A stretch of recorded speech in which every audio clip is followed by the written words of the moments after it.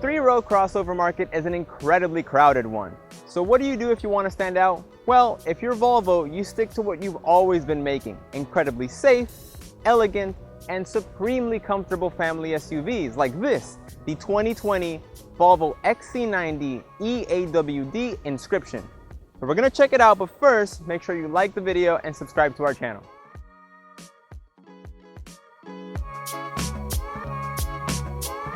So now behind the wheel of the 2020 XC90, and let's first talk about what might be the most interesting thing about this car, that being its engine. So the base is a 2-liter 4-cylinder engine, but Volvo has given it a turbocharger for some added punch, and then they supercharged it on top of that, and then they added an electric motor for even more power. Total output, 400 horsepower and 470 pound-feet of torque. Now that sounds like a lot, but then again, it has to move quite a lot.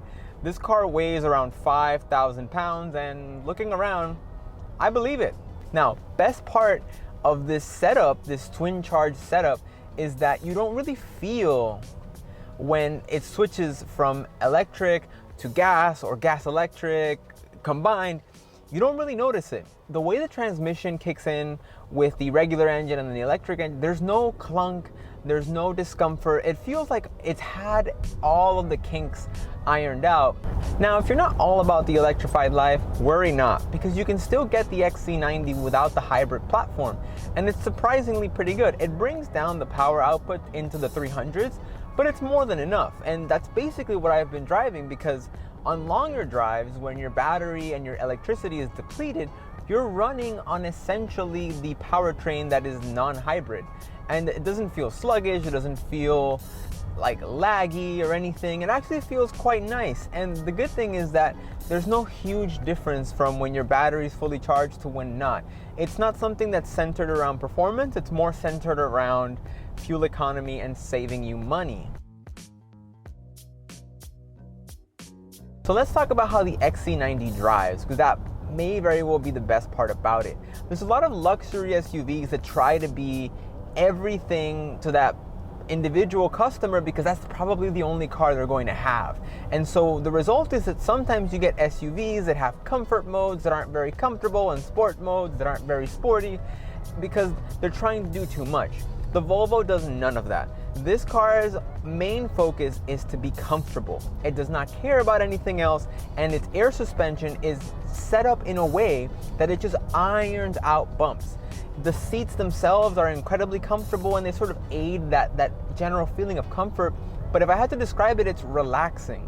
This is such an effortless drive, and it's only complemented by the incredibly well done sound deadening. You'll notice in the actual engine bay, there's a huge plastic wall surrounding the various powertrain.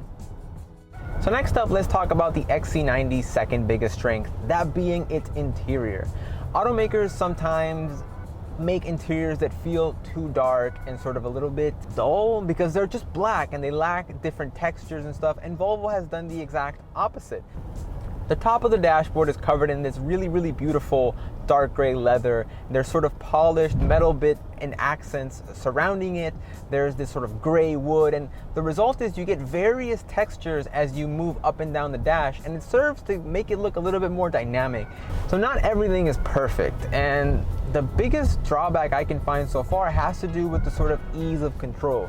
So everything is done through this touchscreen in the middle, which means that if you want to adjust the amount of air, the amount of massage, what kind of massage, or anything to do with the car, it has to go through here. There's very few physical buttons. Now, if you're using, for example, the included Apple CarPlay, then the screen splits down the middle, and then the top half of the screen is pretty much useless.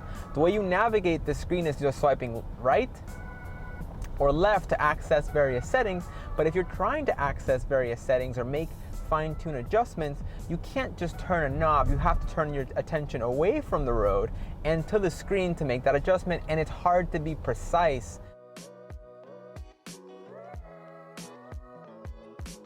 So let's talk about the XC90's main ethos as a safe family car, because this loaded XC90 has pretty much anything you could ever want from a family car. There's radar guided cruise control, you have sensors absolutely everywhere.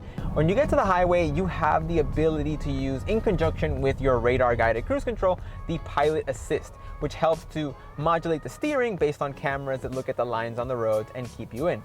So in order to work the pilot assist, you basically have to hit your cruise control as you would normally on your steering wheel. Then you hit the right arrow here and a green steering wheel will pop up when it's ready for you. Now that it's read the lines and pilot assist is working, all we have to do is keep a hand on the wheel. I have to reiterate that. Do not let go. This is not an autonomous driving system. You keep your hand on the wheel and you'll see that it itself will read the lines and turn for you. Now, if you set your laser guided cruise control, it basically does all of the modulating for you. So if you're doing a road trip, this is absolutely essential because it means that you can truly relax. Not only can you sit back in a comfortable seat, you can also have a massage if you want to. And that's what the Volvo XC90 is all about. It's centered on the driver and making the driving experience as comfortable as possible. So how much is this all going to cost you? Well, this particular XC90 with its fancy powertrain has a base price of around $70,000-ish, but this one with all of its extras is going to run you closer to $85,000, $86,000. So if you have to ask me, is it great value for money? I don't think so, but then again, it's not meant to be. This is meant to be sort of the luxurious. This is the Inscription trim level, which gives you all of these fancy things, so you don't buy the top level XC90 if you're trying to be frugal.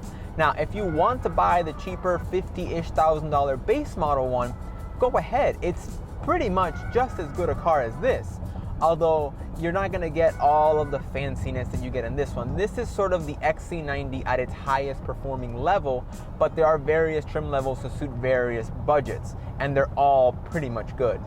As a family car, it's very tough to find something not to like about the Volvo XC90, specifically in this 6-seat configuration, which provides an ample amount of space.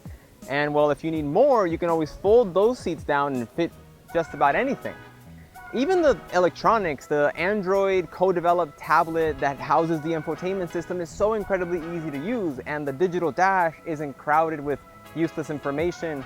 Everything feels purpose-built, almost like a team that has been at this for decades, perfecting this product to be one of the very best family vehicles you can buy today.